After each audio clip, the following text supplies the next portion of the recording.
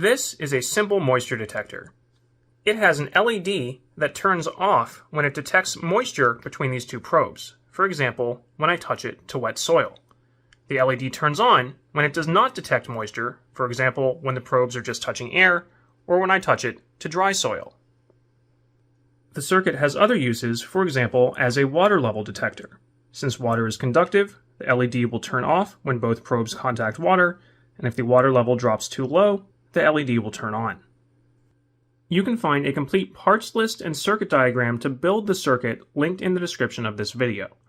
In this video, I'm going to do two things. I'm going to talk about some troubleshooting steps and things to watch out for when building the circuit, and then in the second half of the video, I'll explain how the circuit works. First, let's talk troubleshooting while building the circuit.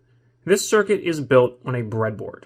And this project is a lot easier if you understand how a breadboard works and how all these different connections on the breadboard work between the electronic parts. So if you don't really understand how a breadboard works, we have an excellent breadboard tutorial video that is separate from this one. You can find that linked in the description. I really recommend going and watching that first, then coming back to this video so you understand how the breadboard works. Also remember that you can find the parts list and circuit diagram to build this linked in the description, but here are the things to watch out for when following that circuit diagram to build the circuit. The first is the integrated circuit, this part here in the middle, and we'll explain more about what exactly that is and what it does later in the video, but the big thing to watch out for when building is that it has this U-shaped notch up at the top, and you want that notch to be facing up towards the top of the breadboard. If you have it upside down, that is going to reverse a bunch of the connections, causing your circuit to not work, and worst case, possibly damaging the chip. So again, look closely at your integrated circuit, look for that U-shaped notch, see if I can hold it a little closer and get my camera to focus here.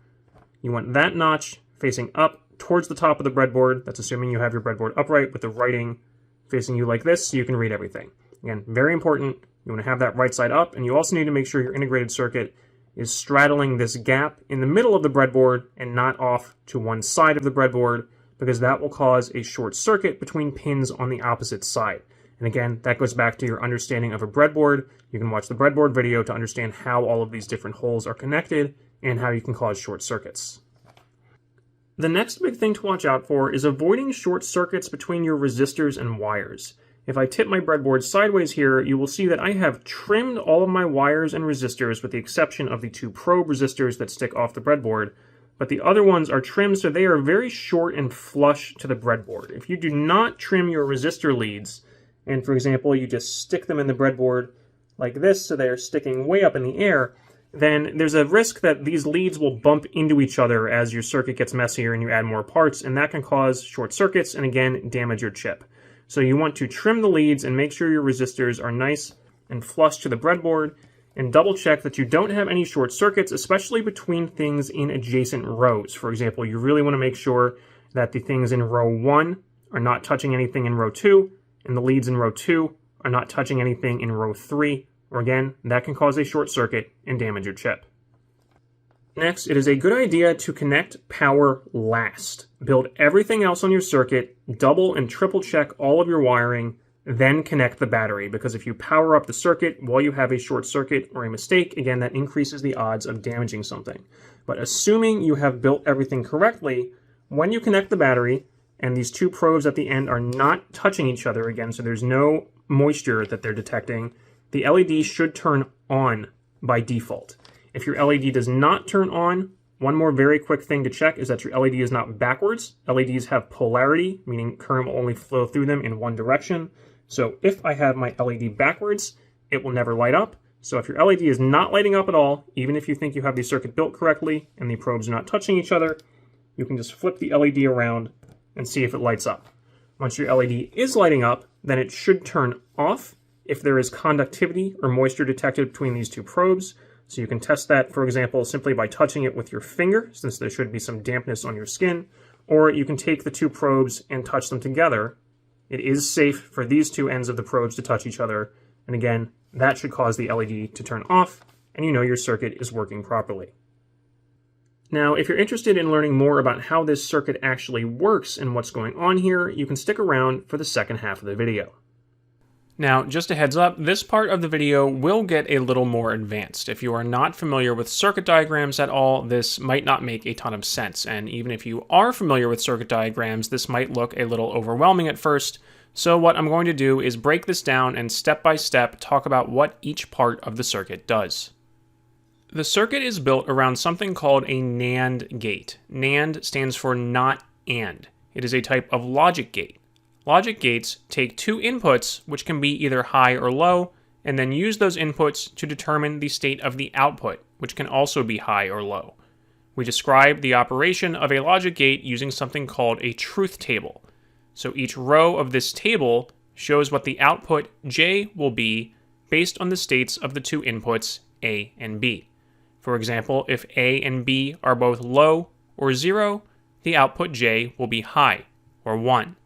The same applies if A is 0 and B is 1, the output will be high, or if A is 1 and B is 0, the output will be high. The output only goes low if both inputs are high. So if A is 1 and B is 1, then the output is 0. This is the opposite of the behavior of a regular AND gate, where the output is only high if both inputs are high, thus the name not AND. We are taking the output of a normal AND gate and inverting it, or applying a logical NOT. Your NAND gate needs power, so while these lines are usually omitted from circuit diagrams, we've included them here for completeness since you will need to connect these wires to power and ground on the breadboard. And then what we're going to do next is connect an LED with a current limiting resistor to the output. So when this output goes high, current will flow through the LED and it will turn on. When the output goes low, no current will flow through the LED and it will turn off. Next, we are going to connect the two inputs of the NAND gate. We are going to connect input A directly to 9 volts, so this input will always be high. We are going to connect input B to ground through a large pull-down resistor, 10 mega ohms. So normally, this resistor, as the name implies, is going to pull this voltage low, or down to 0 volts at ground.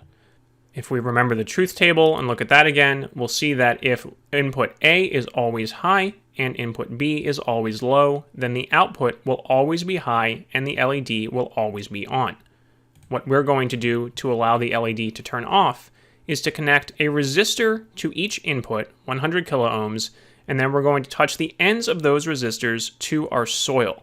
So, if the soil is very dry or there is a very high resistance here, then the conductive path between input A and input B still has very, very high resistance, even higher than our pull-down resistor, and input B will still be pulled low, down to 0 volts.